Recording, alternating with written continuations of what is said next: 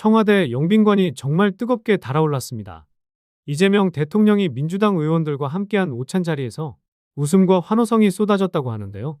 대통령 이름을 외치는 목소리가 울려 퍼지고 거기에 대통령이 재치 있게 받아치면서 장내는 말 그대로 웃음바다가 됐습니다. 그런데 이 장면 단순한 식사 자리가 아니었습니다. 정치라는 게 상징과 메시지의 연속인데 이날 오찬은 민주당이 이재명 대통령을 중심으로 하나로 뭉치겠다는 굉장히 분명한 신호였다고 볼 수 있습니다. 그리고 우연일까요? 비슷한 시기에 나온 인사 소식 하나가 또 주목을 끌었습니다. 국가를 위해 헌신한 이들을 더 두텁게 챙기겠다는 의지가 담긴 임명, 바로 국가보훈부의 정책보좌관 자리였습니다. 이 인사는 단순히 한 사람의 자리가 아니라 이재명 정부가 어떤 길을 가려는지를 보여주는 국민 통합의 신호탄이기도 합니다. 청와대 영빈관의 웃음과 환호, 그리고 그와 맞물린 또 하나의 움직임, 겉보기엔 별개지만 사실은 이어져 있는 이 두 흐름, 과연 그 안에는 어떤 메시지가 담겨 있었을까요? 솔직히 저는 이 장면을 보면서 가슴이 좀 벅찼습니다. 민주당이 흔들린다, 잡음이 많다, 늘 갈라져 있다는 얘기를 숱하게 들어왔잖아요. 그런데 청와대 영빈관에서 의원들이 대통령 이름을 외치고 대통령이 웃음으로 받아치면서 모두가 하나 되는 모습, 그건 말 그대로 우리가 기다려온 민주당의 모습이었습니다. 이건 보여주기식 퍼포먼스가 아니에요. 그 순간만큼은 정말로 민주당이 하나가 됐고 앞으로 대통령과 함께 반드시 성공하겠다는 마음이 자연스럽게 흘러나온 겁니다. 지지자로서 이보다 더 든든할 수 있을까요? 게다가 같은 시기에 발표된 보훈 인사도 저는 크게 와닿았습니다. 보훈은 오랫동안 보수의 언어였죠. 그런데 이제는 다릅니다. 이재명 정부는 보훈을 누구를 위한 특권이 아니라 국민 모두를 하나로 묶는 가교로 바라보고 있습니다. 국가를 위해 헌신한 분들을 더 높이 예우하고 더 두텁게 지원하겠다는 약속. 이건 결국 국민 전체를 향한 메시지이고 민주당이 추구하는 통합의 가치와도 정확히 맞아떨어집니다. 저는 그래서 이번 두 장면이 같은 얘기를 하고 있다고 생각합니다. 청와대의 환호성과 보훈 인사? 둘 다 분열이 아니라 통합으로, 실패가 아니라 성공으로 간다는 메시지죠. 이게 바로 이재명 대통령과 민주당이 함께 만들어갈 미래라고 저는 믿습니다. 이재명 대통령을 응원하시는 분들은 구독과 좋아요 한 번씩만 부탁드립니다. 자, 그럼 본격적으로 청와대 오찬 현장부터 이야기해 보겠습니다. 청와대 영빈관은 오랜만에 정치적 열기로 가득했습니다. 이재명 대통령이 들어서자 민주당 의원들이 자리에서 일어나 박수를 보내고 순간순간 이재명을 연호하는 목소리가 터져 나왔습니다. 그 소리가 영빈관을 메우자 대통령은 특유의 재치로 정청래라고 맞받아쳤죠. 그 한마디에 장내는 폭소가 터져 나왔습니다. 이 장면은 단순히 재미있는 에피소드가 아닙니다. 저는 여기에 정치적 메시지가 담겨 있다고 생각합니다. 대통령과 여당 의원들이 서로를 향해 웃음을 주고받는 모습. 이건 권위적인 정권에서 보기 힘든 장면입니다. 우리는 권위로 묶인 집단이 아니라 신뢰와 웃음으로 연결된 하나의 팀이다. 이 메시지가 자연스럽게 전해진 거예요. 그날 준비된 식사도 흥미롭습니다. 전복과 한치 물회, 가자미구이, 소갈비찜 같은 정갈한 한식이었는데요. 건배는 와인이 아니라 포도주스로 이루어졌습니다. 김병기 원내대표가 건배사로 이재명 정부 성공을 제안하자 의원들은 주저없이 목소리를 모아 화답했습니다. 정치라는 건 결국 상징과 분위기의 싸움입니다.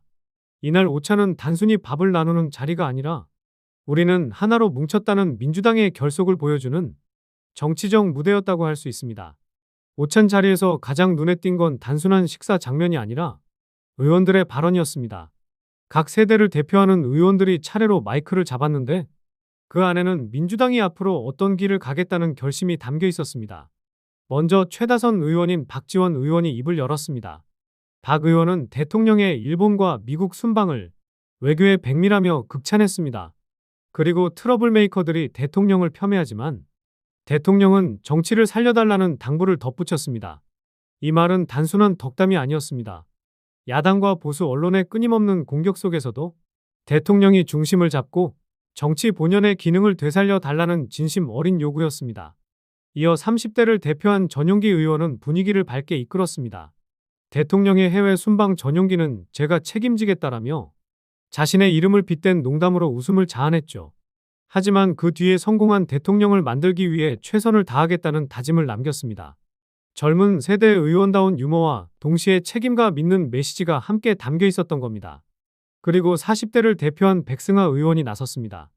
백 의원은 대통령이 한반도의 평화를 위한 페이스메이커가 되겠다고 말한 걸 언급하면서 그렇다면 우리는 성공을 만드는 석세스메이커가 되겠다고 화답했습니다. 이 말은 단순한 말장난이 아니라 주당이 대통령과 보조를 맞추며 끝까지 함께 뛰겠다는 강력한 약속이었습니다. 저는 이 세 발언이 하나의 그림을 만든다고 봅니다.